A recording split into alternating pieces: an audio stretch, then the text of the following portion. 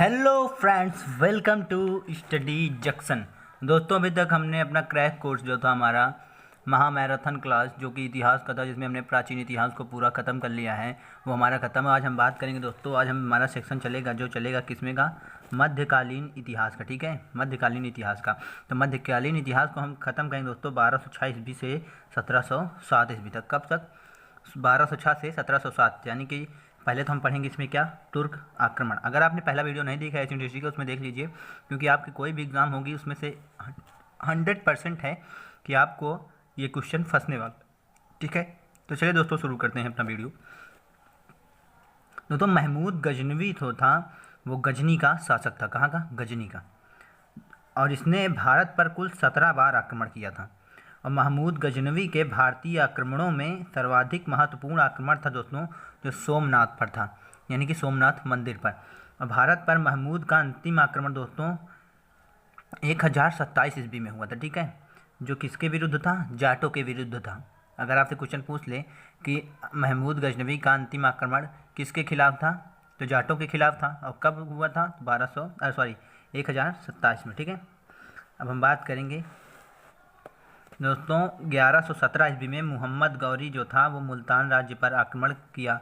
एक मोहम्मद गौरी था जिसका युद्ध हुआ था किसके साथ? पृथ्वीराज चौहान जी के साथ। ठीक है, कब हुआ था? 1175 में ये आया, जिसने मुल्तान पर आक्रमण कर दिया। मोहम्मद गौरी जो था दोस्तों, ये भारत पे पहली बार पराजित हुआ।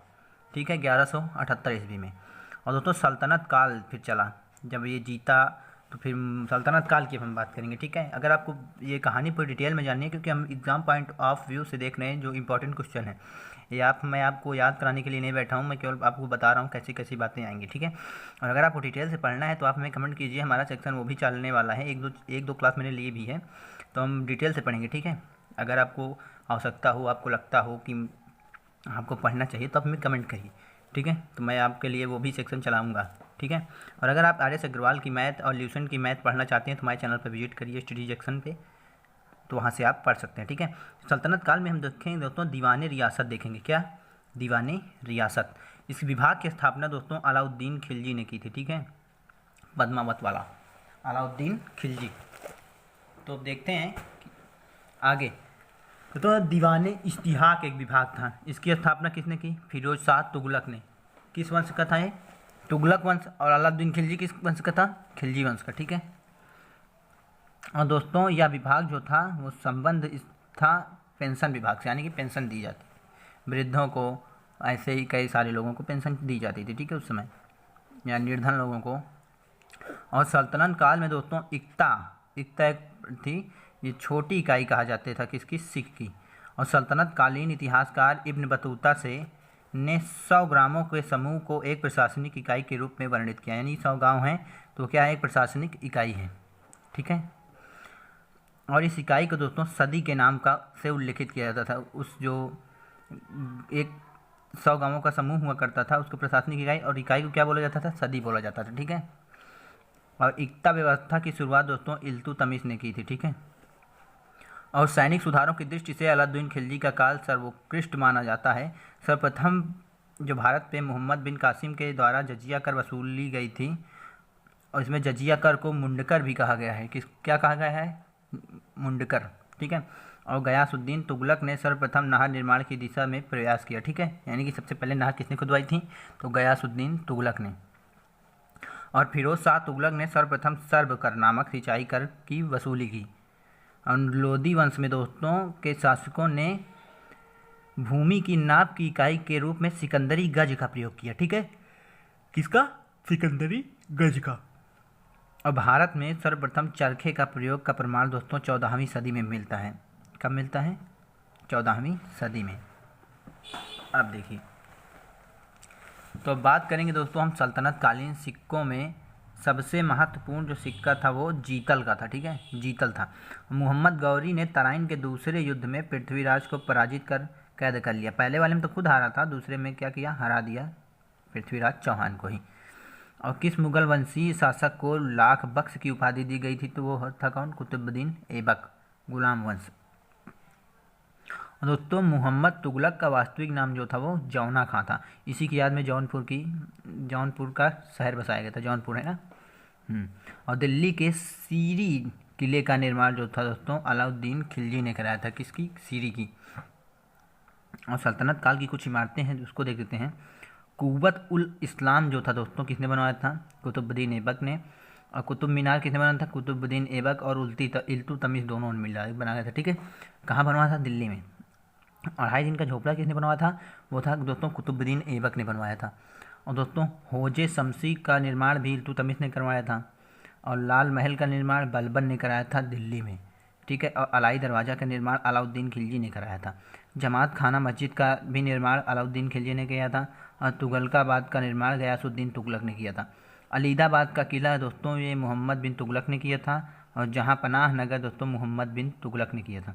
कोटला फिरोज़ शाह का जो दोस्तों निर्माण किसने कराया था? फिरोज़ शाह तुगलक ने। और खाने जहाँ का निर्माण भी किसने कराया था? जूना शाह ने। और सिकंदर लोदी का मकबरा किसने बनवाया था? तो इब्राहिम लोदी ने। कहाँ पे? तो दिल्ली में। ठीक है दोस्तों, आ गई बात समझ में। ये सब एग्ज़ाम पॉइंट ऑफ व्यू से मैं आपको पढ़ा रहा हूँ, मैं कोई कोर्स नहीं कंप्लीट कर रहा हूँ, कोर्स ही समझिए, क्योंकि ये क्रैश कोर्स है। मैं 3 वीडियो में पूरी इतिहास यानी कि एशियंट, मेडुअल एंड मॉडर्न तीनों ख़त्म करने वाला हूँ। ठीक है, हमारा प्राचीन आपने देखा होगा, नहीं देखा तो लिंक डिस्क्रिप्शन के नीचे है, वहाँ से आप देख सकते हैं। और मोहम्मद तुगलक की दोस्तों दूसरी राजधानी थी दौलताबाद। क्या थी? दौलताबाद थी। और सैयद वंश का संस्थापक जो था दोस्तों खिलजी खां था। कौन था? खिलजी खां। और सैयद वंश का अंतिम शासक दोस्तों अलाउद्दीन आलम शाह था। कौन था? अलाउद्दीन आलम शाह। और द्वितीय सिकंदर की उपाधि धारण की किसने? तो अलाउद्दीन खिलजी ने। मुबारक शाह खिलजी ने स्वयं को खलीफा घोषित किया। जयपाल जो था हिंदू शाही वंश का शासक था। बलबन अपने पिता को अफसर सियाब का वंशज मानता था। और दिल्ली सल्तनत में एक चांदी का टंका 48 जीतल के बराबर था। ठीक है, कितने? 48 जीतल के बराबर था। महमूद गजनवी के साथ दोस्तों युद्ध में अपमानजनक पराजय के पश्चात आत्महत्या करने वाला पंजाब का हिंदू राजा कौन था? तो जयपाल था। ठीक है, कि मैं इनसे हार गया, ये शर्म की बात है, मुझे जीवित नहीं रहना है। और लक्ष्मी की आकृति युक्त सिक्के किसने चलवाए थे? तो मोहम्मद गौरी ने चलाए थे। और कबीर जो था दोस्तों सिकंदर लोदी के समकालीन थे। कबीर दास जो थे सिकंदर लोदी के समकालीन थे। हिजरी संवत का प्रारंभ दोस्तों 622 ईसा पूर्व में हुआ था। अब हम देखेंगे क्या दोस्तों? सल्तनत काल के प्रमुख वंश एवं शासक के बारे में। ठीक है, तो जब दिल्ली सल्तनत का वंश चलता है तो इसमें 5 वंश का नाम सबसे पहले आता है। किसका किसका? गुलाम वंश और खिलजी वंश, तुगलक वंश और सैयद वंश और लास्ट वाला लोदी वंश। इसी के बारे में हम प्रमुख शासकों के बारे में बात करेंगे। सबसे पहला जो है दोस्तों गुलाम वंश है। ठीक है, क्या है? गुलाम वंश कब से कब तक चला? तो 1206 से 1290 ईस्वी तक चला। ठीक है, यानी कि पूरे 84 साल चला था। ठीक है, देखिए कुतुबुद्दीन ऐबक इसमें का पहला शासक था जो 1206 से 1210 तक यानी कि 4 साल ये राजा था। उसके बाद दोस्तों आराम शाह बना, वो 1210 से 11 तक था, 1 साल। इल्तुतमिश बना जो इसका दामाद था कुतुबुद्दीन ऐबक का, वो 1211 से 36 तक चला। और एक थी रुकनुद्दीन फिरोज, वो 1236 में केवल 1 ही साल के लिए बनी। उसके बाद रजिया बेगम बनती हैं दोस्तों, रजिया सुल्तान जिसे कहा जाता है, वो 1236 से 1240 तक थी, वो उनके हाथ पे शासक था 4 साल तक। और उसके बाद मुइजुद्दीन बारम शाह ने 1240 से 1242 तक शासन किया। उसके बाद अलाउद्दीन मसूद शाह ने दोस्तों 1242 से 1246 तक इसमें शासन किया। उसके बाद नाम आता है नसरुद्दीन महमूद का जो 1246 से 1265 तक शासन किया। उसके बाद दोस्तों नाम आता है गयासुद्दीन बलबन का जो 1265 से 1287 ईस्वी तक यहाँ पे राजा रहता है। उसके बाद दोस्तों मुइजुद्दीन कैकूबाद जो था 1287 से 1290 ईस्वी तक इसका शासन चला। उसके बाद दोस्तों कैमूर्स था जो 1290 ईस्वी में शासन किया। उसके बाद दोस्तों चलता है खिलजी वंश। ठीक है, क्या चलता है? खिलजी वंश। खिलजी वंश कब से कब तक चलता है? तो 1290 से लेकर 1320 तक चलता है, यानी कि 110 साल चलता है पूरे का पूरा। ठीक है, इसके हम देते हैं जलालुद्दीन खिलजी जो था दोस्तों वो 1290 से 1296 तक राजा रहता है। उसके बाद अलाउद्दीन खिलजी था 1296 से 1316 में। उसके बाद मुबारक शाह खिलजी था 1316 से 1320। उसके बाद दोस्तों आता है तुगलक वंश। ठीक है, तुगलक वंश से आता है दोस्तों 1320 से 1414 ईस्वी तक। ठीक है, इसमें कौन था? गयासुद्दीन तुगलक था जो 1320 से 1325 में। और मोहम्मद बिन तुगलक था दोस्तों 1325 से 1351। और फिरोज शाह तुगलक था 1351 से 1388 ईस्वी तक। उसके बाद नाम आता है गयासुद्दीन तुगलक द्वितीय का जो 1388 से 1389 तक था, यानी कि पूरे 1 साल। उसके बाद दोस्तों अबू बकर शाह आता है, वो 1389 में आया और निपट भी गया। उसके बाद दोस्तों नसरुद्दीन महमूद शाह आता है, जो 1390 से 1394 तक चला इसका शासनकाल। उसके बाद आते हैं नसरुद्दीन महमूद साहब, ये 1394 से 1412 ईस्वी तक चले। उसके बाद आता है दोस्तों सैयद वंश का, ठीक है, सैयद वंश सबसे लास्ट में, यानी कि चौथा नंबर है हमारा क्या, सैयद वंश। सबसे लास्ट में क्या आता है, लोधी वंश आता है, ठीक है, क्या आता है, लोधी वंश। देखते हैं सैयद वंश में दोस्तों इसका शासक कौन था, खिलजी खान ने इसका स्थापना किया था 1414 से लेकर 1421 तक ये खुद शासन किया। उसके बाद मुबारक शाह आया, वो 1412 से 1434 तक, 1421 से 1434 तक इसने शासन किया, ठीक है। उसके बाद आता है मोहम्मद शाह, ये दोस्तों 1434 से 1445 तक शासन किया। उसके बाद आता है आलम शाह, वो दोस्तों 1445 से 1450 ईस्वी तक शासन किया। उसके बाद आता है लोधी वंश की स्थापना करता है कौन, बहलोल लोधी करता है, ठीक है, बकलोल लोधी आप याद कर सकते हैं, ठीक है। और 1400 लोधी वंश चला दोस्तों 1451 से 1526 ईस्वी तक, ठीक है। और बहलोल लोधी जो था दोस्तों वो 1451 में बैठा गद्दी पे, और 1489 ईस्वी तक इसने क्या किया, यहाँ पे शासनकाल किया, कहाँ पे, दिल्ली सल्तनत के ऊपर, ठीक है, हुकूमत अपनी डुलाई। उसके बाद आता है सिकंदर लोधी साहब, ये दोस्तों 1489 से 1517 ईस्वी तक बने रहे गद्दी पर। उसके बाद आता है लाल शासक इब्राहिम लोधी, जो कब से कब तक शासन था, 1517 से 1526 में। 1526 में इसका युद्ध हुआ था दोस्तों किसके साथ, बाबर के साथ, ठीक है, इब्राहिम लोधी का युद्ध हुआ था, जिसमें इसने बुरी तरह पराजित हुआ और इसकी क्या हो गई, हत्या हो गई, ठीक है। अब बात आती है दोस्तों, हमने देख लिया कि कैसे क्या माहौल बना पूरा दिल्ली सल्तनत पे, कौन कौन से राजा। अब दोस्तों बात आती है यहीं पे दोस्तों सिख धर्म के गुरु और उनके कार्यों के बारे में हम पढ़ लेते हैं, क्योंकि ये सिख संप्रदाय का चलता है, ठीक है, ये बहुत इंपॉर्टेंट है, एग्जाम से बहुत ज़्यादा इंपॉर्टेंट है, ठीक है। तो चलिए देखते हैं, इस गुरुओं का समय काल पढ़ेंगे, सिख गुरु का नाम पढ़ेंगे, इनके महत्वपूर्ण कार्य पढ़ेंगे, ठीक है। बात करेंगे 1469 ईस्वी से लेकर 1538 ईस्वी पे दोस्तों, इसका जो सिख गुरु थे पहले जिन्होंने संस्थापना की थी इस धर्म की, वो थे गुरु नानक देव। कौन थे, गुरु नानक देव, जिन्होंने सिख धर्म की स्थापना की और आदि ग्रंथ की रचना की, ठीक है। उसके बाद 1538 से 1552 ईस्वी में गुरु अंगद थे दोस्तों, ये गुरुमुखी लिपि के जनक माने जाते हैं, ठीक है। और 1552 से 1574 ईस्वी में गुरु अमरदास थे, जो धर्म प्रसार हेतु 12 गद्दियों की स्थापना करते हैं। और 1574 से 1581 ईस्वी में दोस्तों इनके गुरु थे गुरु रामदास, ठीक है। इन्होंने क्या किया था, अमृतसर की स्थापना की थी 1577 ईस्वी में, ठीक है। तो अगर आपके एग्जाम में पूछ लिया कि अमृतसर की स्थापना किसने की थी, तो गुरु रामदास ने की थी। कब की थी, 1577 ईस्वी में, ठीक है। और 1581 में दोस्तों 1606 ईस्वी तक इनके गुरु थे कौन, गुरु अर्जुन देव, जो 1604 में, मतलब कि इनका दोस्तों हत्या हो गई थी, ठीक है, इनकी। और स्वर्ण मंदिर की नींव रखी किसने, इन्हीं ने। और गुरु ग्रंथ साहब का संकलन भी किसने कराया था, गुरु अर्जुन देव ने। और दोस्तों 1606 में 1645 ईस्वी तक गुरु हरगोविंद सिंह थे, जो अकाल तख्त की स्थापना की और सिखों को लड़ाकू संप्रदाय में बदल डाला, ठीक है। इतना उनके साथ जुल्म हुआ कि उन्होंने क्या किया, पूरे सिख को एक लड़ाकू समुदाय में बदल डाला। और 1645 ईस्वी से 1664 ईस्वी तक गुरु हरराय थे, जिनके उत्तराधिकारी जो उनके उत्तराधिकारी थे मुगलों के युद्ध में भाग लिए थे, ठीक है। और 1661 में से 1664 ईस्वी तक दोस्तों गुरु हरकिशन थे, जो अल्प वयस की अवस्था में ही इनकी क्या हो गई दोस्तों, मृत्यु हो गई थी।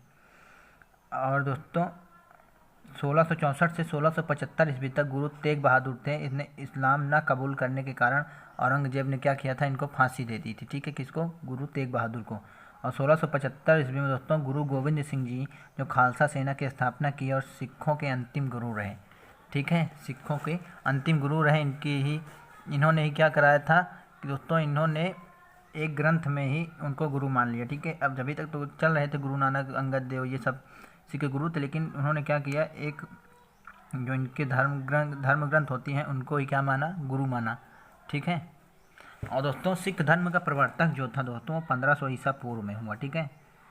और इसमें हुआ, और इस्लाम धर्म के प्रवर्तक कौन थे, हज़रत मोहम्मद साहब का जन्म 1570 ईस्वी में मक्का में हुआ था, ठीक है। आप ये भी बात याद रखिएगा, ये भी एग्जाम पॉइंट ऑफ व्यू से बहुत इंपॉर्टेंट है। और आपको पता है कि ऐसा कौन सा धर्म है जिसका दोस्तों कोई संस्थापक नहीं है, जानते हैं आप लोग, जानते हैं तो कमेंट करिएगा, मैं आपको वीडियो के लास्ट में बता दूंगा, ठीक है। और विजयनगर साम्राज्य का दोस्तों, अब देखते हैं विजयनगर साम्राज्य के बारे में। विजयनगर के शासक दोस्तों जो थे कृष्णदेवराय की रचना आमुक्त माल्यद जो था तेलुगु भाषा में लिखी गई है, ठीक है। और तालीकोटा का युद्ध दोस्तों 1565 ईस्वी में हुआ था। और विट्ठल स्वामी मंदिर का भी निर्माण किसने कराया था? कृष्णदेव राय जी ने कराया था। और कृष्णदेव राय ने आंध्र भोज की उपाधि धारण की थी। और विजयनगर साम्राज्य के संस्थापक कौन थे? हरिहर और बुक्का, ठीक है। इनके बारे में मैं आपको पढ़ाऊँगा जब कभी मैं हिस्ट्री शुरू करूँगा तब, ठीक है। और 15वीं 16वीं शताब्दी में दोस्तों धार्मिक आंदोलन हुआ था। कौन सा धार्मिक आंदोलन भाई? और भारत में सूफी आंदोलनों की शुरुआत कब हुई? तो दोस्तों 12वीं शताब्दी से हुई। और भारत भूमि पर स्थापित महत्वपूर्ण सिलसिले थे चिश्ती की सुहारवर्दी। क्या थी? चिश्ती की सुहारवर्दी। और चिश्ती सिलसिले का मुख्य केंद्र था अजमेर। और सूफी संतों में शेख नसरुद्दीन को चिरागे दिल्ली के नाम से भी जाना जाता था, चिरागे दिल्ली। और दोस्तों जो सुल्तान थे बलबन सूफी संतों में बाबा फरीद का शिष्य था, ठीक है। और सूफी संतों में निजामुद्दीन औलिया ने महबूबे इलाही की उपाधि धारण की। और निजामुद्दीन औलिया ने सूफी संत शेख सिराजुद्दीन उस्मानी को आईना हिंद या भारत का दर्पण कहा, ठीक है। और दक्षिण भारत में सूफी सिलसिले के चिश्ती संप्रदाय की शुरुआत शेख बुरहानुद्दीन गरीब के द्वारा की गई, ठीक दोस्तों। और देखिए सूफी संतों में ख्वाजा जो थे फरुद्दीन जो थे गंजे शक्कर, ये देखिए ख्वाजा मुइजुद्दीन जो गंजे शक्कर की रचनाओं को गुरु ग्रंथ साहिब में संकलित किया है, ठीक है। और कादरी संप्रदाय के संतों में शेख मल्लास बदख्शी जो थे तो मुगल शहजादा द्वारा सिकोह के गुरु थे, ठीक है। सिकोह के क्या थे? गुरु। और भारत में फिरदौसी सिलसिले की स्थापना हुई बदरुद्दीन के द्वारा की गई, ठीक है। किसके द्वारा? बदरुद्दीन के द्वारा। दोस्तों ऋषि आंदोलन का संस्थापक कौन था? शेख नूरुद्दीन को माना जाता है, ठीक है। और श्री संप्रदाय का संस्थापक रामानुज को माना जाता है, ठीक है। और भक्ति आंदोलन को दक्षिण भारत में से उत्तर भारत लाने का श्रेय किसको जाता है? तो रामानंद को जाता है, ठीक है। किसको? रामानंद को। अब देखते हैं मुगल काल के बारे में पढ़ेंगे, ठीक है। किसके बारे में पढ़ेंगे? मुगल काल के बारे में। अगर इन सब चीज़ों को दोस्तों आपको डिटेल में पढ़ना है ना तो आप हमारे चैनल पे आइए, वहाँ हमें कमेंट करिए इस वीडियो के नीचे। या अगर आपको जो भी पढ़ना हो, जानने की आपको पढ़ना है क्या, बताइए क्या पढ़ना है आपको, आप हमें कमेंट करिए। एशियन हिस्ट्री पढ़नी है तो मैं एशियन हिस्ट्री की पूरी क्लास लाऊंगा और ऐसी क्लास लाऊंगा जो आपको मेंस या प्री IAS PCS के लेवल का पढ़ाऊंगा, ठीक है। यानी कि आप हिस्ट्री को समझा कैसे जा सकता है, आपको पता है हिस्ट्री को ऐसे समझा जा सकता है कि हम कहानी के तौर पे पढ़ें तो ज़्यादा हमारे दिमाग में चलता है। कहानी एक बना के पढ़ा जाता है हमेशा। ये तो मैं आपको एग्ज़ाम पॉइंट ऑफ व्यू से दिख रहा हूँ। और ये बात बता दूँ आपको, किताब ये हमारे ही संकलित की हुई है, हमारे ही कोचिंग सेंटर से इसका निर्माण हुआ है। अगर आप इसे बाज़ार में खरीदना चाहते हैं तो मैं उसका लिए अलग से वीडियो बनाया हूँ, आप देख सकते हैं। आप वहाँ से भी इसे खरीद सकते हैं। और हमारा एक अलग से चैनल है हर्षित मॉनिटर, ठीक है, हर्षित मॉनिटर। वहाँ पे आप यूट्यूब की क्लास ले सकते हैं, ठीक है, यूट्यूब की क्लास ले सकते हैं, ठीक है। यूट्यूब में कैसे वीडियो बनाया जाता है, क्या करें, मोबाइल से पूरा चीज़ बताया गया है, ठीक है। तो चलिए अब आगे देखते हैं मुगल काल के बारे में, ठीक है। क्या? मुगल काल के बारे में।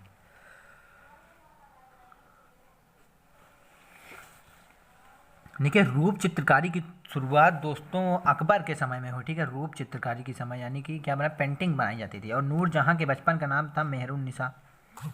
और जहांगीर के दरबार में कैप्टन हॉकिंस जो थे वो 400 मनसब प्राप्त हुआ था, ठीक है। क्या? 400 मनसब प्राप्त हुआ था किसको? कैप्टन हॉकिंस को।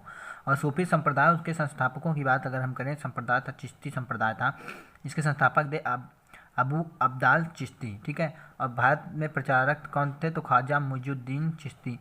और सुहारावर्दी जो थे तो जियाउद्दीन अबुल जीव जो थे तो वो वहाउद्दीन जकारिया थे, ठीक है, भारत में प्रचारक। और संप्रदाय था कादरी, एक संप्रदाय था, इसके संस्थापक थे अब्दुल कादिर। और इनके प्रचारक भारत में कौन था? शाह नियामतुल्लाह, ठीक है, शाह नियामतुल्लाह। और नक्शबंदी एक संप्रदाय था दोस्तों, ये बहाउद्दीन जो था उसने संस्थापक था इसका। और माधूम जिलानी जो था दोस्तों ये भारत में प्रचारक था। और सत्तारिया एक संप्रदाय था, इसमें अब्दुल सत्तार ने इसका संस्थापक किया था। और ख्वाजा बाकी बिल्ली जो थे ख्वाजा बाकी बिल्लाह जो थे दोस्तों ये भारत में क्या थे? प्रचारक थे, ठीक है, बाकी बिल्लाह। अब देखते हैं अकबर के दरबार में नवरत्न के बारे में हम पढ़ेंगे अब। और दोस्तों अकबर के दरबार में नवरत्न की अगर हम बात करें तो कौन कौन से थे, ये भी इम्पोर्टेंट है। तो एक तो पहला था मुल्ला दो प्याजा था, और दूसरा था अब्दुल रहीम खाने खाना जो थे, और तीसरे थे हकीम खां, और चौथे थे अबुल फजल, और पाँचवें था तानसेन, और छठे थे राजा मान सिंह, और सातवें थे टोडर मलजी, और आठवां था फैजी, और नौवां था बीरबल। ठीक है, बीरबल। अब देखिए दोस्तों, दाह साला पद्धति लागू की किसने? टोडर मल ने। क्या? दाह साला होती क्या थी ये भी मैं आपको बताऊंगा। और पानीपत का द्वितीय युद्ध किसके बीच हुआ था दोस्तों? तो अकबर और हेमू के बीच हुआ था। अकबर ने फतेहपुर सीकरी की स्थापना करके उसे अपनी राजधानी बनाया, और मजमा उल बहरीन के कृतित्व का श्रेय दारा सिकोह को दिया गया। और अकबर का मकबरा स्थित है कहाँ पे? तो सिकंदरा में। ठीक है, सिकंदरा में। और सर्वाधिक हिंदू पदाधिकारी दोस्तों औरंगजेब के समय में थे। ठीक है, औरंगजेब के समय में। और मुगल साम्राज्य के अवसान के समय सूरजमल जो था ने जाटों का राजनैतिक शक्ति के रूप में संगठित किया, और सुप्रसिद्ध कोहिनूर हीरा शाहजहां को भेंट किया किसने? मीर जुमला ने। किसने? मीर जुमला ने। ठीक है। और शाहजहां द्वारा निर्मित मोती मस्जिद वो कहाँ पे है दोस्तों? तो आगरा में है। और दोस्तों बादशाह अकबर ने भूमि की जो थी माप के लिए रस्सी द्वारा निर्मित सिकंदरी गज के स्थान पर बांस द्वारा निर्मित जरीब इलाही गज का प्रयोग 1586 से 87 ईस्वी में शुरू करवाया था। ठीक है। और अंतिम महान मुगल बादशाह था तो वो था औरंगजेब की मृत्यु के बाद उसके जीवित 3 पुत्रों में मुअज्जम, मुहम्मद आजम और मुहम्मद कामबख्श में उत्तराधिकारी का क्या हो गया? युद्ध हुआ। और इस युद्ध में दोस्तों अंतिम रूप में मुअज्जम की विजय रहा। ठीक है, यानी कि मुअज्जम क्या हुआ? जीत गया। ठीक है। और दोस्तों बहादुर शाह की उपाधि के साथ साथ मुगल सिंहासन पर बैठने वाला राजकुमार कौन था? तो वो था मुअज्जम। बंदा बहादुर के विरुद्ध बहादुर शाह ने कठोर सैनिक कदम उठाया था। अम्बाला के उत्तर पूर्व में हिमालय की तराई में स्थित लोहगढ़ किले का निर्माण शुरू किसने कराया था? गुरु गोविंद सिंह ने के द्वारा कराया गया। मोहम्मद शाह को रंगीला नाम से भी पुकारा जाता है। ठीक है, किस नाम से? मोहम्मद शाह नाम से। इसको क्या कहता है? रंगीला कहा जाता था। ऐसा माना जाता है दोस्तों कि ये कभी कभी औरतों को कपड़े पहन के पूरे दरबार में नाचा करता है, या बिना कपड़ों के ही नाचा करता था, स्त्रियों के साथ रहता था। ठीक है, इसीलिए क्या कहा जाता है? इसे रंगीला कहा जाता था। और सिख नेता जो था दोस्तों बंदा बहादुर की हत्या फर्रुख सियर के समय में की गई थी। ठीक है। और अहमद शाह अब्दाली का भारत पर प्रथम आक्रमण दोस्तों 1748 में हुआ था। अपदस्थ जो था दोस्तों मुगल सम्राट शाह आलम द्वितीय महादजी सिंधिया के सहयोग से 1771 से 72 में पुनः सत्तासीन हुआ, यानी कि फिर से सत्ता पे बैठा। अब देखते हैं दोस्तों मुगल काल में आए हुए प्रमुख विदेशी यात्री के पहले हम देखेंगे, उसके बाद देखेंगे मुगल कालीन पुस्तकें और उनके लेखक। ठीक है, क्योंकि ये सब एग्जाम पॉइंट ऑफ व्यू से बहुत इंपॉर्टेंट है। मुगल बादशाह और यूरोपीय यात्री। अकबर के समय पे कौन कौन से आया था? तो एक तो फादर एक्काविक थे वो 1578 में आए थे, और फादर एंथोनी मोसेरेट थे जो 1580 से 82 में आए थे, और राल्फ फिंच थे 1588 से 91 आए थे। ठीक है, आपको इतना डिटेल में कहीं पढ़ने को नहीं मिलेगा दोस्तों, ये हमारी ऐसी, मैं ही ऐसा हूँ इसलिए इतना डिटेल में बताया कि नहीं आपको किसी ने बताया कि इन लोगों के समय पे कौन कौन से आए थे, कभी नहीं बताया होगा। और विलियम हॉकिंस जो थे 1603 से 1613 में आए थे, और विलियम फिंच जो थे 1608 में आए थे, और जॉन जारियन आया था 1608 से 17 के बीच में, और निकोलस डाउल्टन आया था दोस्तों 1614 में। किसके समय पे आया था? जहांगीर के समय पे। आप एक बात याद रखिएगा, ठीक है, जितने लोग बता रहा हूँ ये बात। और निकोलस विथिगटन आया था दोस्तों, विथिगटन 1612 से 1616 में। और थॉमस कोरियट आया था 1612 से 17 से।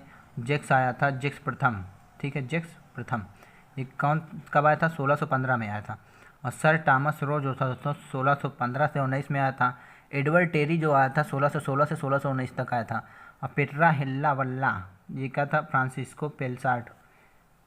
अब देखिए शाहजहाँ के समय में भी कुछ आए थे, जैसे हो गए बैपिट्रिस्ट टेवर्नियर और फ्रांसीसी वार्नियर, जियांद थेवोटो, ये सब काम 1666 ईस्वी में आए थे। औरंगजेब के समय में भी आया था फ्रांसीसी जो था वो कौन था? बर्नियार था। ठीक है दोस्तों, अब बात करेंगे मुगल कालीन पुस्तकों के बारे में। किसके? मुग़ल कालीन पुस्तकों और उनके लेखकों के बारे में हम पढ़ेंगे। देखिए, मुग़ल कालीन पुस्तकें जो हैं दोस्तों, इसमें रचनाकार और कृति के बारे में हम पढ़ेंगे। पहला था बाबर था दोस्तों, उसने क्या लिखा था? बाबरनामा लिखा था। गुलबदन बेगम जो थी, हुमायूं की सौतेली बहन थी, उन्होंने क्या लिखा था? हुमायूंनामा की रचना की थी। और हैदर दौलत ने तारीख़ रसीदी की रचना की थी। और ख्वांद मीर जो था दोस्तों, कानून हुमायूनी लिखा था, ठीक है, हुमायूनी। और मुल्ला दाऊद जो था वो तारीख़ उल्फ़ी लिखी थी। अबुल फजल जो था वो अकबर नामा लिखा था, या आइन अकबरी। और बदायूनी जो था दोस्तों वो मुंतखाब उत तवारीख लिखा था, ठीक है, तवारीख। और निजामुद्दीन अहमद जो था तबकात अकबरी था की रचना की थी। और फैजी जो था अकबरनामा लिखा था। और गजनीवी एक था वो नफाइस उल मसीर लिखा था। और अब्बास खां सरवानी जो था तोहफ़ा अकबरी लिखा था, ठीक है। ये सब आप नाम याद करिए, बड़ी अटपटे हैं तो क्या हुआ, याद करना जरूरी है, क्योंकि आपको हर एग्ज़ाम में, वनडे एग्ज़ाम में भी पूछा जाता है, हम हर एक एग्ज़ाम में, ठीक है। और जहांगीर जो था दोस्तों, मौतखिद खां जो था, मौतमिद खां, वो तुजुके जहांगीरी लिखा था, ठीक है। और अब्दुल हमीद लाहौरी जो था वो पादशाह नामा लिखा हुआ था, क्या था? पादशाह नामा। और मोहम्मद अमीर गजनीवी जो था दोस्तों वो बादशाह नामा लिखवाया था, इसने बादशाह, इसने बादशाह। और इनायत खां एक था, वो उसने शाहजहाँ नामा लिखवाया था या लिखा था। और काजिम सिराजी था, वो आलमगीर नामा लिखा था। दारा शिकोह था, इसने मजमा उल बहरीन लिखा था। और मुस्तैद खां था, वो मासिर आलमगीरी लिखा था, ठीक है, क्या? मासिर आलमगीरी, ठीक दोस्तों। अब देखिए थोड़ा सा बचा हुआ है, इसको भी देख लेते हैं, उसके बाद हमारा ये भी चैप्टर ख़त्म, ठीक है। क्या हो गया? ख़त्म। अब देखिए, देखते हैं। मुग़ल बादशाह जो था शाह आलम द्वितीय ने अंग्रेजी ईस्ट इंडिया कंपनी के साथ इलाहाबाद की संधि की थी। और अंग्रेज़ों के संरक्षण में बनने वाला प्रथम मुग़ल बादशाह कौन था? तो अकबर द्वितीय था, ठीक है। और नादिर शाह को ईरान का नेपोलियन भी कहा जाता है। और अवध का अंतिम नवाब कौन था दोस्तों? वाजिद अली शाह था। कौन? वाजिद अली शाह। और द्वितीय आंग्ल मैसूर युद्ध दोस्तों 17 मार्च 1784 ईस्वी में मंगलौर की संधि, इसे याद रखिएगा, मंगलौर की संधि के बाद समाप्त हुआ था। यह संधि निजाम हैदर अली और अंग्रेज़ों के बीच। हैदर अली कौन था? तो आप ये बात रखिए कि टीपू सुल्तान के पिता थे, ये बहुत ही महान शासक थे, बहुत ही महान शासक, ठीक है। और फ्रांसीसी क्रांति से प्रभावित होकर दोस्तों टीपू सुल्तान ने श्रीरंगपट्टनम में जैकोबिन क्लब ज्वाइन किया था, क्या? जैकोबिन क्लब की स्थापना की और उसका सदस्य बना। और हैदर अली और टीपू सुल्तान दोनों ही धार्मिक सहिष्णुता की भावना से एक धनी थे, ठीक है। ये मंदिरों में सिंगेरी मंदिर को 1791 में मराठा आक्रमण से क्षतिग्रस्त के कारण टीपू ने पुनर्निर्माण के लिए धन दिया था, ठीक है। और अंग्रेज़ों और टीपू के बीच मार्च 1792 में हुई श्रीरंगपट्टनम की संधि के बाद तृतीय आंग्ल मैसूर युद्ध समाप्त हुआ। संधि की शर्तों में शामिल था कि टीपू को अपने राज्य का आधा भाग अंग्रेज़ों को उनके सहयोगियों को देना पड़ेगा। और द्वितीय आंग्ल जो सिख युद्ध के दौरान लड़ा गया पहला युद्ध कौन था? चिलियानवाला का युद्ध के नाम से जाना जाता है। यह युद्ध दोस्तों अनिर्णय से समाप्त हुआ, यानी कि इसका कोई निर्णय नहीं हुआ कि कौन जीता कौन हारा, इसका निर्णय ही नहीं हुआ, ठीक है। और इस युद्ध में अंग्रेजी सेना का नेतृत्व कौन कर रहा था? लॉर्ड गब थे, उन्होंने किया था। अब बात करेंगे मराठा साम्राज्य की। और मराठा साम्राज्य में शिवाजी का नाम सबसे इम्पोर्टेंट है। शिवाजी का राज्याभिषेक दोस्तों 1674 ईस्वी में हुआ। और पेशवाओं की श्रृंखला में अंतिम पेशवा बाजीराव द्वितीय थे, ठीक है। जिस पेशवा के शासनकाल में पानीपत का तृतीय युद्ध हुआ उसका नाम बालाजी बाजीराव था, ठीक है। कौन था? बालाजी बाजीराव। देखते हैं अकबर के कुछ महत्वपूर्ण कार्य के बारे में अगर हम देखते हैं तो भी बहुत अच्छी बात है, ठीक है। देखिए, जो अकबर के कुछ महत्वपूर्ण कार्य हैं दोस्तों उनको हम पढ़ेंगे। एक तो इसका कार्य था दास प्रथा का अंत करा दिया था 1562 में। और अकबर को हरम दल से मुक्ति मिली कब? 1562 में। तीर्थ यात्रा कर समाप्त किया कब? 1563 में। और जजिया कर समाप्त कर दिया 1564 में। फतेहपुर सीकरी की स्थापना की राजधानी का आगरा से फतेहपुर सीकरी स्थानांतरण किया, क्यों? 1571 में पानी की कमी के कारण। इबादत खाने की स्थापना की 1575 में। लोगों के प्रवेश की अनुमति क्यों थी? 1578 में। और मजहरम नामे की घोषणा की कब? 1589 में। और दीन इलाही की स्थापना की, एक अलग धर्म की शुरुआत की थी 1582 में। इलाही संवत की शुरुआत की दोस्तों 1583 में। और राजधानी लाहौर स्थानांतरित की कौन? 1584 में, ठीक है दोस्तों।